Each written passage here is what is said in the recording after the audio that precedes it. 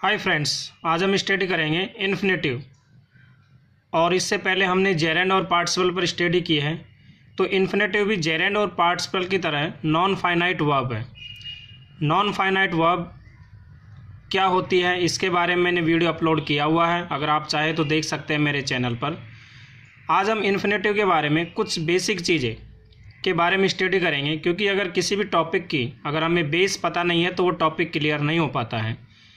इसके बाद फिर हम जो नेक्स्ट वीडियो होगा वो सिंपल इन्फिनेटिव और उसका passive form, continuous infinitive, perfect infinitive और उसका passive form and perfect and continuous infinitive के बारे में हम स्टडी करेंगे। तो सबसे पहले हम शुरुआत करते हैं इन्फिनेटिव की कुछ बेसिक चीज़ों के बारे में।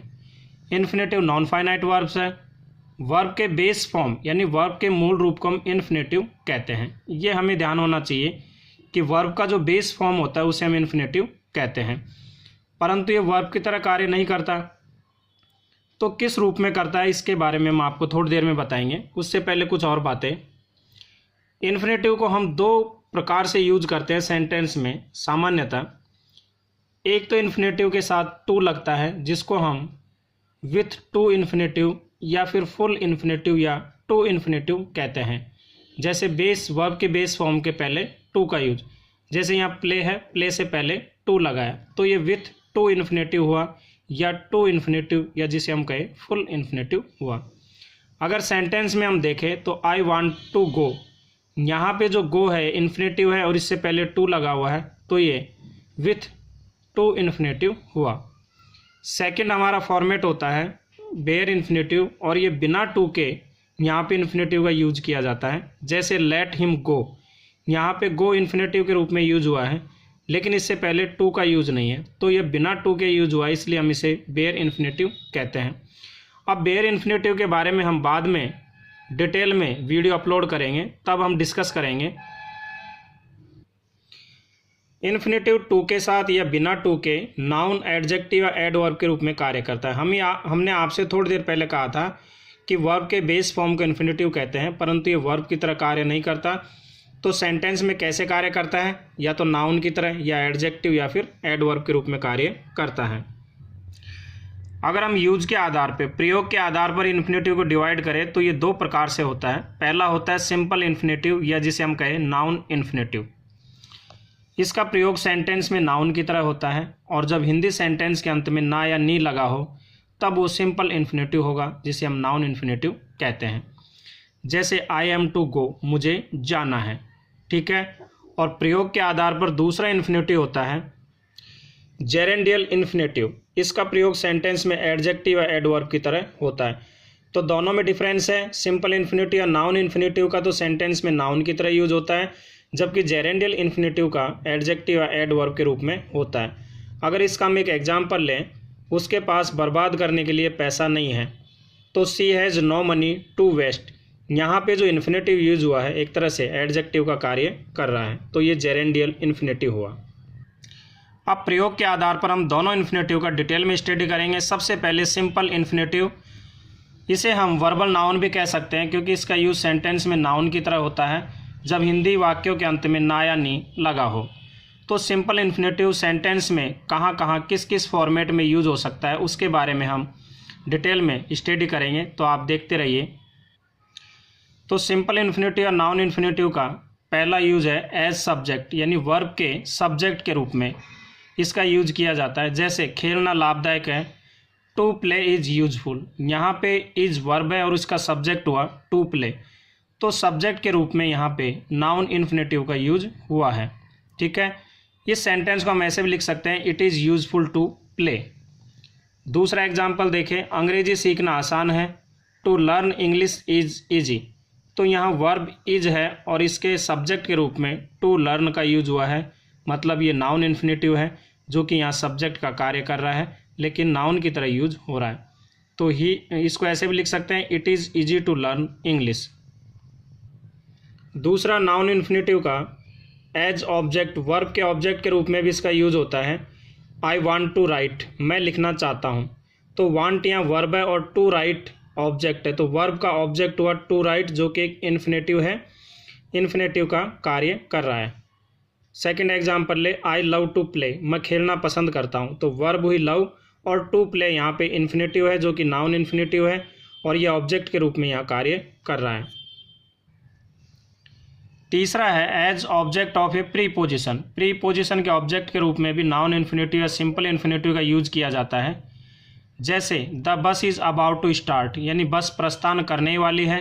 तो अबाउट यहाँ पे प्रीपोजिशन है और इस प्रीपोजिशन का ऑब्जेक्ट हुआ टू स्टार्ट जो कि एक इन्फिनेटिव है। तो यहाँ पे नाउन इन्फिनेटिव ऑब्जेक्ट के रूप में कार्य कर रहा है। एक और एग्जाम्पल लें, the sun is about to set, यानी सूर्य अस्त होने को है या सूर्य अस्त होने वाला है। तो यहाँ प्रीपोजिशन है अबाउट और इस प्रीपोजिशन का ऑब्जेक्ट हुआ टू सेट जो कि एक सिंपल इन्फिनेटिव है या नाउन इन्फिनेटिव है जो कि ऑब्जेक्ट का कार्य कर रहा है। Complement of a verb, verb के कॉम्प्लीमेंट के रूप में भी नाउन इन्फिनेटिव या सिंपल इन्फिनेटिव का यूज किया जाता है। जैसे he is to sell his car, वह अपनी कार बेचने को है।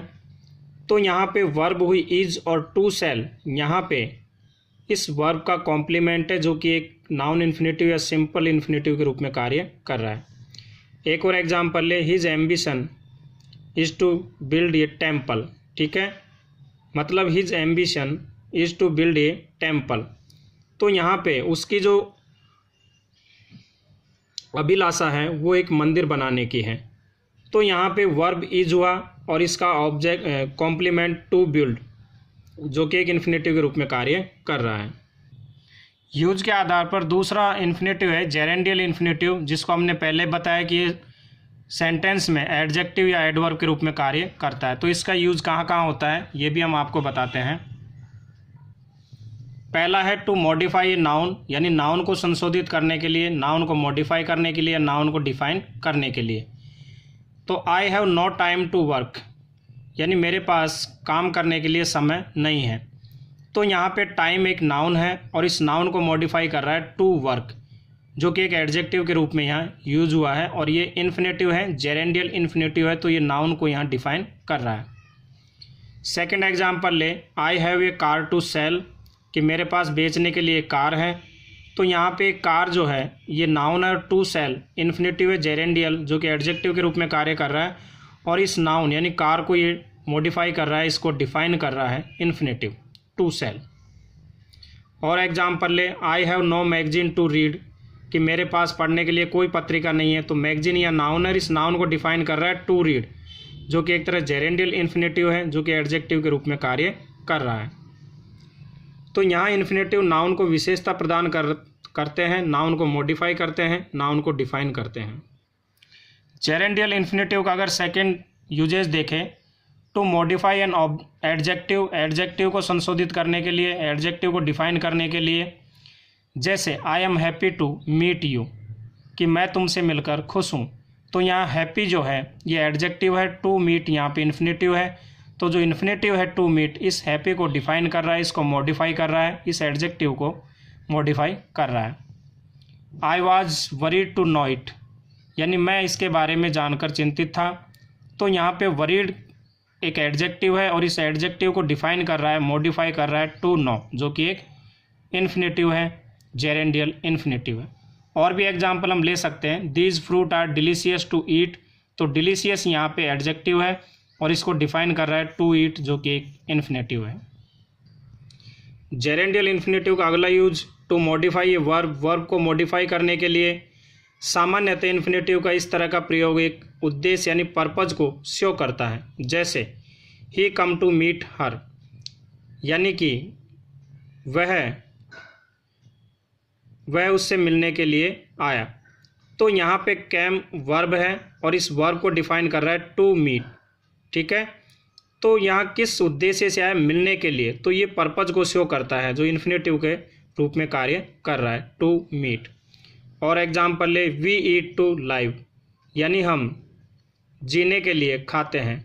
तो हम किस लिए खाते हैं, जीने के लिए। तो टू लाइव यानी एक पर्पज को शो करता है, ठीक है। और ये ईट यहाँ पे वर्ब है, इस वर्ब को टू लाइव इन्फिनेटिव डिफाइन कर रहा है। तो दोस्तों ये वीडियो बनाने का मेरा पर्पज़ ये था कि आपको ये समझ में आ जाए कि इन्फिनेटिव का यूज आखिर किया कहाँ कहाँ जाता है। सब्जेक्ट के रूप में भी होता है, ऑब्जेक्ट के रूप में भी होता है, वर्ब के कॉम्प्लीमेंट के रूप में होता है, या एडजेक्टिव को मॉडिफाई करने के लिए, वर्ब को मॉडिफाई करने के लिए, है ना, इन रूपों में इसका यूज होता है। तो मुझे उम्मीद है आपको ये समझ में आया होगा। मुझे लाइक करें, सब्सक्राइब करें और मेरे साथ इंग्लिश एंजॉय करते रहिए। और नेक्स्ट चैप्टर मेरे जो होंगे इन्फिनेटिव पर होंगे, अभी 4-5 चैप्टर। तो इसके बाद हम शुरू करेंगे सिंपल इन्फिनेटिव और उसका एक्टिव फॉर्म और पैसिव फॉर्म में कैसे यूज होता है। Thank you.